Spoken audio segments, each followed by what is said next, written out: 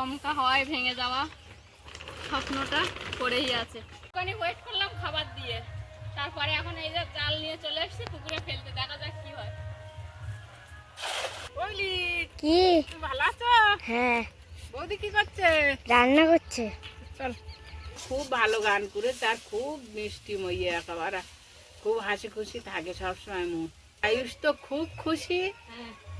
প্রিয়াঙ্কাও এসে খানিক দূরের দিকে ছুটে আগিয়ে নিয়ে গেল। অনেকদিন বাড়ি ছিলাম না, একবার মন খারাপ নিয়েই বাড়িতে গেছিলাম। নমস্কার, আপনারা সকলে ভালো আছেন তো? সাথী বিপ্লব ব্লগের আরো একটা সম্পূর্ণ নতুন পর্বে ভারত তথা পৃথিবীর সর্বত্র থাকা সকল দর্শক বন্ধুকে জানাই অনেক অনেক স্বাগত। আর আপনারা আছেন বলেই আজ সাথী বিপ্লব এত দুর্গম পথটাকে খুব সহজেই এগিয়ে নিয়ে চলছে। আপনারা না থাকলে আমরা কিছুই না। তো আশা করব পুরাতন দিনের মতো আপনারাও আগামী দিনে আমাদের এইভাবেই পাশে থাকবেন। সব সময় তো আপনারা পাশে আছেন, তবুও আপনারা পাশে না থাকলে ঠিক শক্তি পাই না সামনে এগিয়ে যাওয়ার। তো সম্পূর্ণ পর্বটি কত স্কিপ না করে দেখতে থাকুন, আশা করব আপনাদের ভালো লাগবে। আর যে সকল দর্শক বন্ধু প্রথমবারের জন্য দেখছেন, যদি ভালো লেগে থাকে এই চ্যানেলে ছাড়া ভিডিও অবশ্যই একটু সাবস্ক্রাইব করার অনুরোধ রইল, লাইক কমেন্ট শেয়ার করে আমাদের পাশে থাকবেন। চলুন তাহলে ভিডিওটা শুরু করি। আর আজকের একটু বেলাতে ভিডিওটা শুরু করছি। আজকের উঠেছি অনেক সকালে, 5টার সময় উঠেছিলাম, উঠে আবার একটু হালকা ঘুমিয়ে পড়েছিলাম যে, আর তারপরে উঠে দেখছি বাচ্চারা সবাই চলে এসছে। আর কিচ্ছু করতে পারিনি। এখন এই সকালের খাওয়া দাওয়া করে এখন দুপুরে রান্নার জন্য বাসনের লেপন দেবো, তাই সেইখান থেকেই পর্বটা শুরু করলাম। এইসব কাজকর্ম করতে করতে একটাই কথা বারবার মনে পড়ছে, এক, সময়কে বোঝো, আর দুই হলো সময় থাকতে থাকতে বুঝে যাও। এই কথাটা খুব মনে পড়ছে। গত রাতে আমার মা ফোন করেছিল, রোজ ফোন করে, এ আবার নতুন কিছু না, তবে নতুন কিছু কথা আমার মা আমাকে বলল, যেটা শুনে একদিক থেকে আমি খুশি হলাম আর একদিক থেকে আমার মন খারাপও লেগেছে। আমার মা মানে আশা করিনি আমার বাড়ির লোক যে আমি এইভাবে সবটাকে মানিয়ে নিয়ে সুন্দরভাবে একটা সংসার আমি করব, সেটা আমার বাবা মা আশা করেনি, কারণ আমি কখনোই সেইভাবে কোনো রকম কাজকর্ম করতাম না বাড়িতে। তো কালকের মা একটা কথা যেটা বললাম মেন, যে তোকে এত কাজ করতে হয়, আমার দেখে কান্না পেয়ে যায়। সেটা হচ্ছে আমার মার দুঃখের কান্না, আমার মার হচ্ছে সুখের কান্না, যে হ্যাঁ আমার মেয়েটা একটা সংসারের হাল ধরেছে এবং সবাই তাকে খুব ভালোবাসে। এই ভাবনাটা ভেবে আমার মা ওই কথাটা বলেছে। আমার বাবা তো বিয়ের আগে সবসময় বলতো, আমার বড় মেয়ে মনে হয় সংসার করতে পারবে না, আমাকে ঘরে নিয়ে চলেই আসতে হবে, কিছু করার থাকবে না। তো এখন আমার ভিডিও রোজ দিন সন্ধে হলেই আমার বাবা মা দেখে, আর তারা প্রতিদিন আমাকে একটু একটু করে আপডেট জানায়। আর এটাতে আমি অনেক খুশি হই যে আমি তো সারা জীবনে বাবা মাকে তো কিছু দেওয়ার মতো কিছুই নেই আমার কাছে। তা এই যে জিনিসটা আমি ওদের আশার বাইরে যে জিনিসটা করতে পেরেছি, এটাই আমার কাছে অনেক, কারণ বাবা মার ঋণ কখনোই শোধ করা যায় না।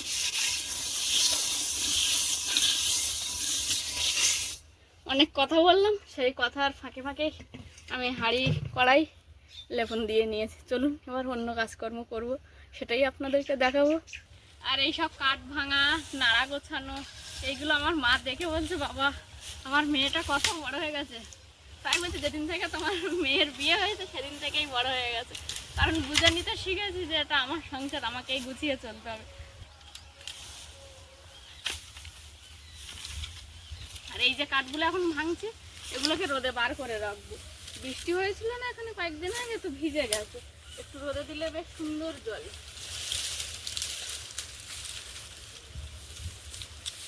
আর কিছুটা কাঠ রোদে দেওয়া আছে, সেইগুলো আবার রান্নাঘরে নিয়ে যাব দুপুরে রান্নার জন্য।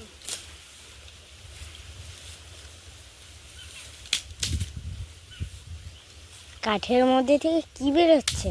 কাঠে হচ্ছে পোকা লেগেছে, পোকায় কাঠগুলো এ করেছে, ফুটিয়ে ফুটিয়ে ধুলো মতো একটা তৈরি হয়েছে কাঠের মধ্যে। সাদা সাদা ধুলো হয়ে গেছে। অল্প করে রোদে দেবো, বেশি একটা রোদে দেবো না, অল্প করে রোদে দেবো আর অল্প করে তুলে রান্না করে দেবো।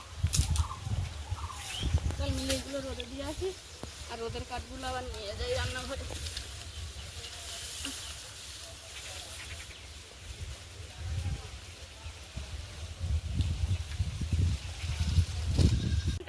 সারাক্ষণই রোদ থাকে, এই জায়গায় রোদে দেবো আর কিছু কাঠ রোদে দিয়েছিলাম, ওইগুলো এখন তুলে নেবো আমি।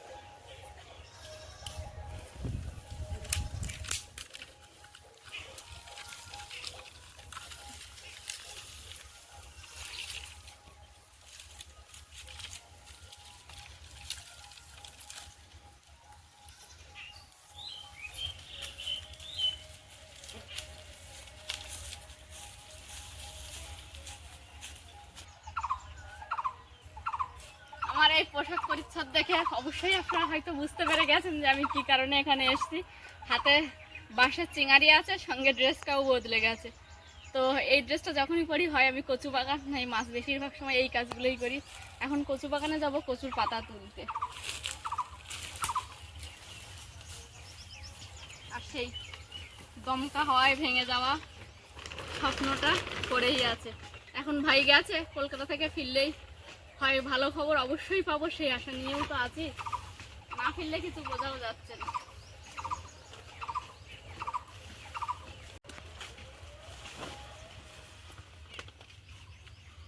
কদিন ছাড়া ছাড়াই কচুর পাতা তুলছি, তারপরেও বেশ সুন্দর পাতা হয়েছে আর খেতেও ভারী ভালো লাগে। চিংড়ি মাছ হোক বা না হোক, একটু জিরে বাটা দিয়ে করলেই খুব ভালো।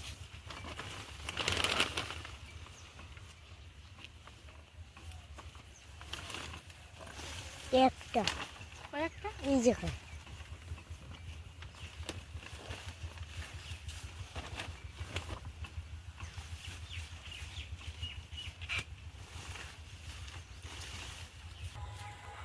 কচুর পাতা তোলা কমপ্লিট হয়ে গেছে। এখন বাড়ি যাব, গিয়ে পুকুরে একটু গুঁড়ো দেবো।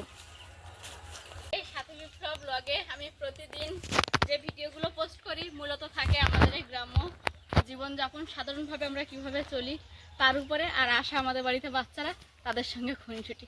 তো আপনাদের কেমন লাগে কমেন্ট বক্সে অবশ্যই জানিয়ে যাবেন। এই যে বস্তায় গুঁড়ো রাখা আছে, মুরগির জন্য কিনেছি, মাছের জন্য কিনেছি, তাই এখন অল্প একটু গুঁড়ো নেবো, নিয়ে পুকুরে দেব।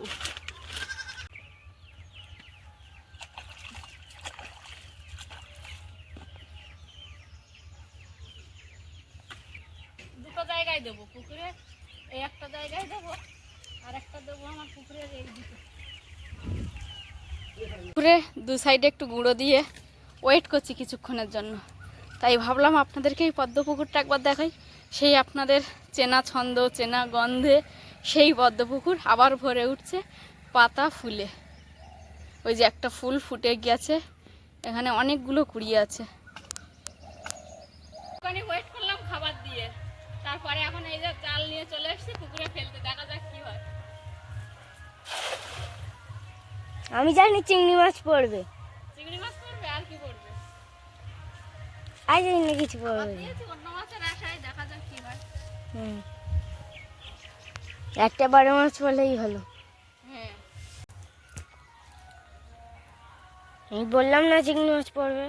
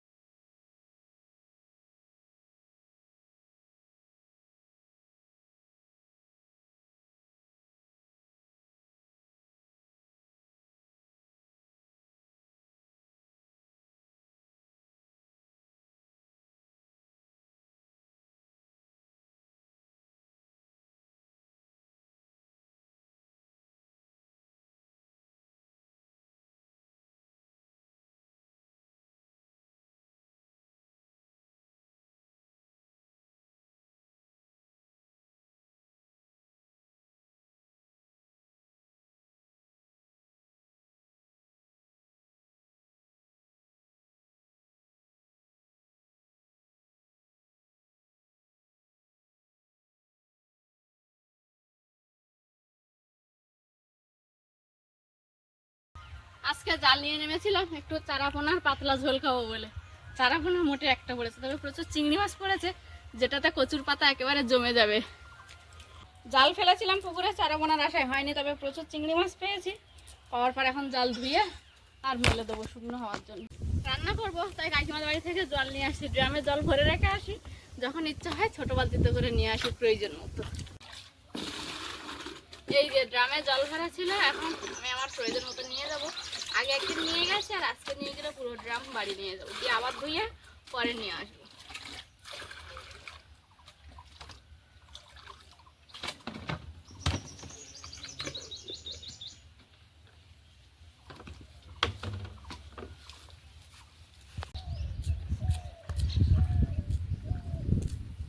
বড় বালতি তো একবারে পারি না, ওই জন্য দুবার ভাগ ভাগ করে নিয়ে যাই।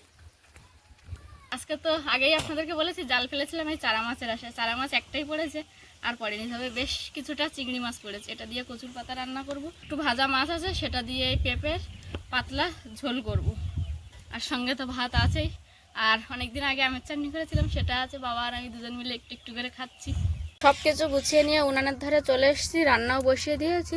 একদিকে জল দিয়েছি, পেঁপেটাকে একটু হালকা করে সেদ্ধ করে নেব, আর এদিকে হচ্ছে কচুর পাতার জন্য জল বসিয়েছি। তো কি? ভালো আছো? হ্যাঁ, বৌদি কি করছে? রান্না করছে। চল, খালের জল টল কমে গেছে তো, বাঁধ হয়ে যাচ্ছে।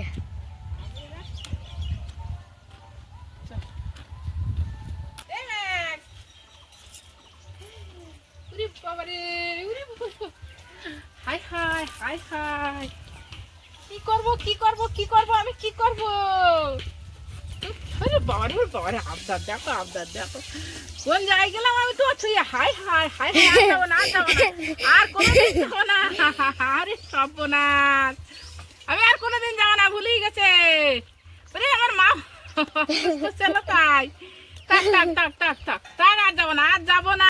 ও মা, ও দিদিমা কেমন আছে?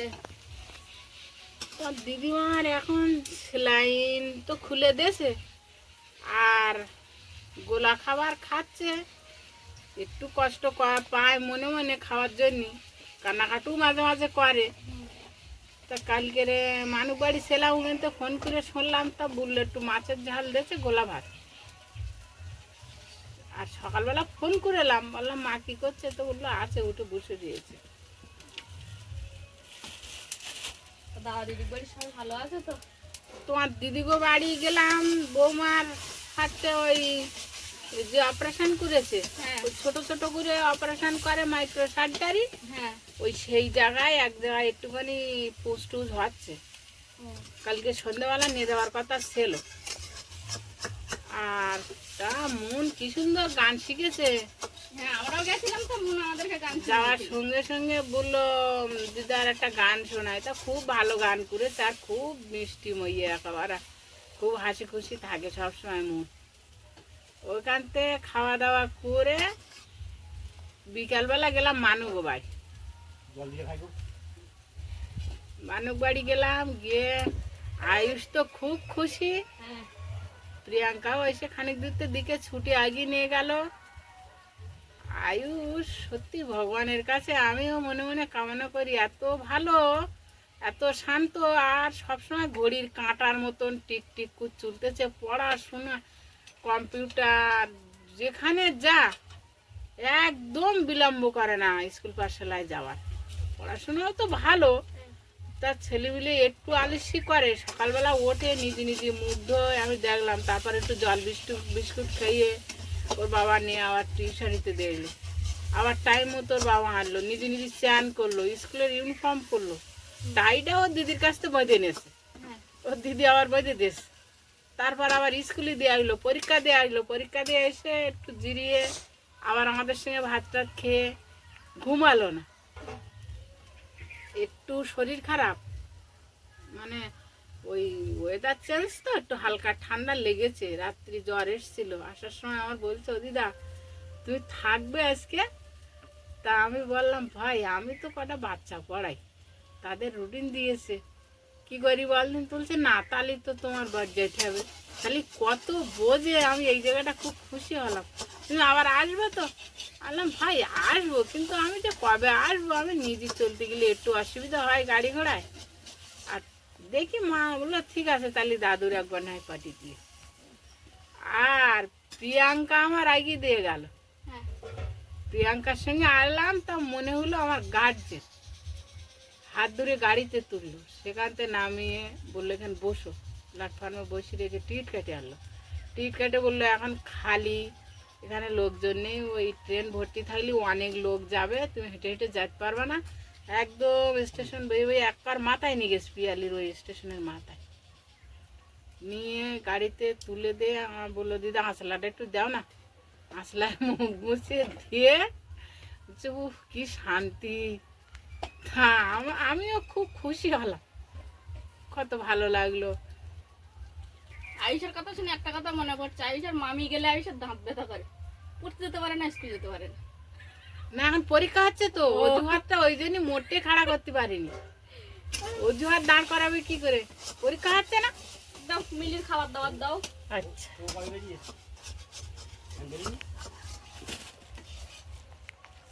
মিলি দাদারও দেবা। এই যে আবার এই কঞ্চির মাথায় মালা বাঁধা, এটা হাতে নিয়েছি মানে আপনারা নিশ্চয়ই বুঝতে পেরে গেছেন আমি আবার ঠিক ডিম তুলবো। হ্যাঁ, আমাদের এই দেশি মুরগিগুলো প্রতিদিন দেখছি এখন উঠে উঠে ডিম দিচ্ছে একটা করে। এই মাঝে একবার বাগান বাড়িতে জল দেওয়া হয়েছিল, তখন বাবা মোটর চালিয়ে দিয়েছিল, অনেকটা জল লেগেছিল তো যার কারণে। আজকে অল্প জল, তাই আমি হাতে বয়ে দেবো বাবার কাছে, আর বাবা ঠিক করে জল দিয়ে দেবে।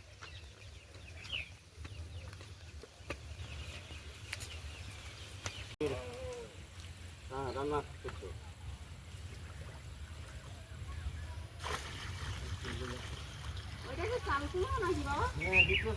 ওর মধ্যে চাল কুমড়ো হয়েছে? ও হ্যাঁ, লাস্টে তো আমি চাল কুমড়ো দানা দিয়েছিলাম, তুমি দিয়েছিলে না চিচিঙ্গার সঙ্গে, মনে পড়ছে তোমার? চিচিঙ্গার সঙ্গে লাস্টে আমি চাল কুমড়ো দানাই তো দিয়েছিলাম। তোমার মনে নেই?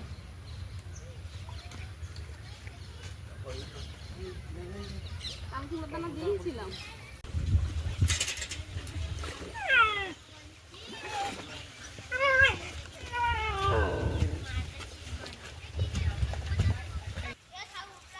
প্রদীপদের বাড়ি থেকে এলাম, আমি কত খুশি মনে এলাম। আয়ুষ বললো দিদা তুমি যাও, আবার আসবে। আসতে দিতে চাইছিল না, সারাক্ষণ পড়াশোনা নিয়ে ব্যস্ত থাকে, একবার টিউশনি, তারপরে কম্পিউটারে, তারপর আবার ক্লাসে যায়, পরীক্ষা চলছিল। যখন শুনলো আমার বাচ্চাগুলোর পরীক্ষা, তখন বললো ঠিক আছে তুমি আবার আসবে। একটু মাথাটা গরম ছিল, কপালে হাত দিয়ে দেখলাম, কিন্তু এক্ষুনি আবার ফোন করলাম, প্রদীপ ফোন ধরলো, বললো ছেলেটার খুব জ্বর, আবার নিয়ে যাচ্ছে ডাক্তারের কাছে। মনটা খুব একটা ভালো না, সবাই যেন কেমন একটা অসুস্থর মধ্যে দিয়ে যাচ্ছে। কি করবো, সেই ঈশ্বরই জানে যেমন কেন এরকম হয়। তা ঠাকুরের কাছে প্রার্থনা করে আমার আয়ুষ যেন তাড়াতাড়ি সুস্থ হয়ে ওঠে। আমি কদিন বাড়ি ছিলাম না, তা দেখ ম্যাক্সের অবস্থা, ও যেন আর বলা শেষ হচ্ছে না।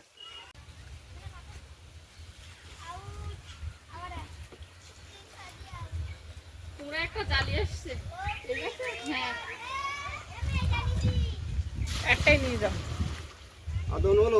আল্লাহ ছাগল কোথায় পারলে তুমি? আমি বাগানে কয়েক বালতি জল বয়ে দিলাম, আর বাবা ভালো করে গাছগুলোতে একটু জল দিয়ে দিয়েছে। আর এখন তো গরমের সময়, যার কারণে ঘন ঘনই জল দিতে হচ্ছে বাগানে। ওগুলো তো কয়েকদিন আগেই দিয়েছিল। আর এখানে রসুন গাছের মধ্যে একটা কুমড়ো গাছ হয়েছিল, তো সেই গাছটাকেও বাবা খুব সুন্দর করে ট্রিটমেন্ট করেছে। গাছটার চেহারাও খুব সুন্দর, সেই সঙ্গে সঙ্গে একটা ছোট্ট এই যে কুমড়োর জালি এসছে।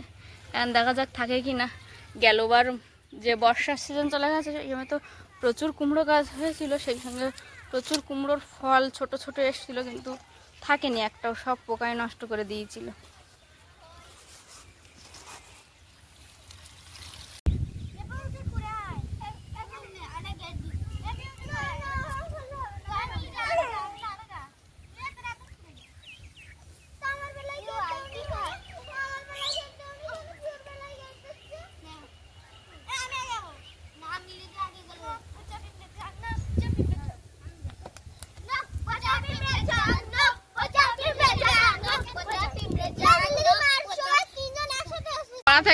ছুটি হয়ে গেছে, এখন আমাদের বাড়ির সামনে যে ঢালাই রাস্তাটা আছে সেখানে খেলা করছে।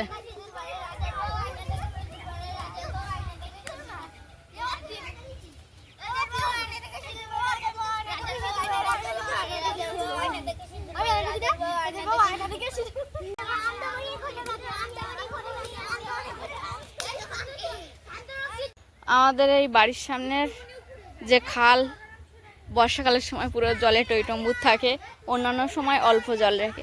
এখন দেখছি খালটা ছিঁচিয়ে নেওয়ার জন্য একেবারেই জল প্রতিদিন একটু একটু করে কমিয়ে দিচ্ছে। কিছু কিছু জায়গায় এই যে নদীর মতো কেমন চর যেটা বলে সেটা বেরিয়ে গেছে। আর ওদিকে সূর্যনারায়ণ একটা দিনের অন্তিম ঘোষণা করার ঠিক আগ মুহূর্তে, আর সেই সঙ্গে মেঘটা এত অপূর্ব লাগছে, খুব খুব সুন্দর লাগছে।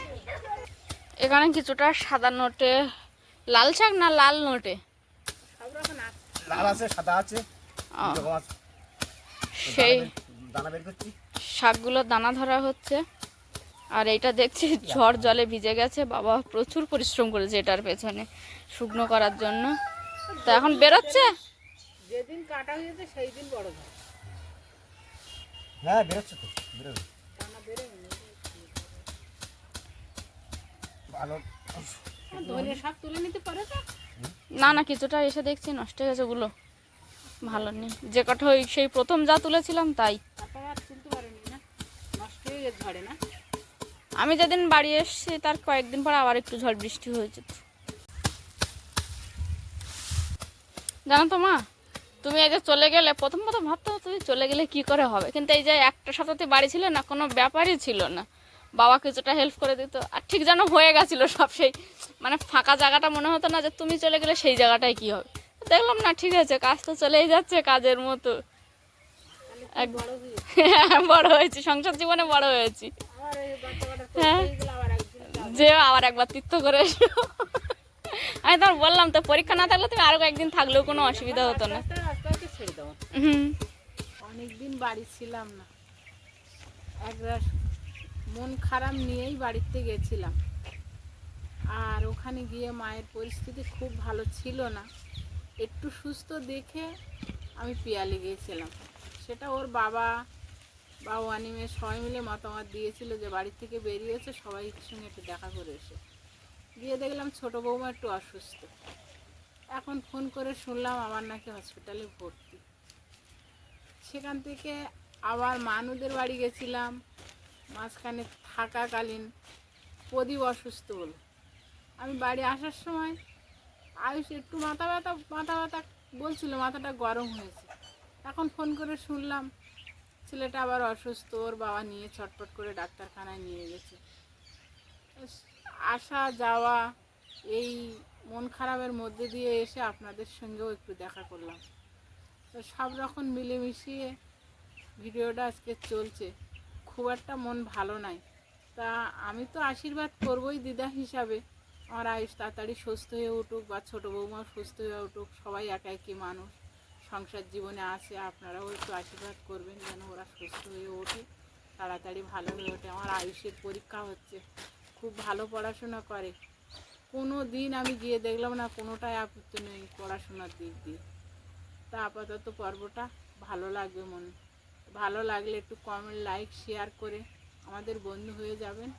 আর যারা নতুন দেখছেন আজই আমাদের বন্ধু হয়ে যাবেন। আপাতত পর্বটা এখানে রাখছি, নমস্কার।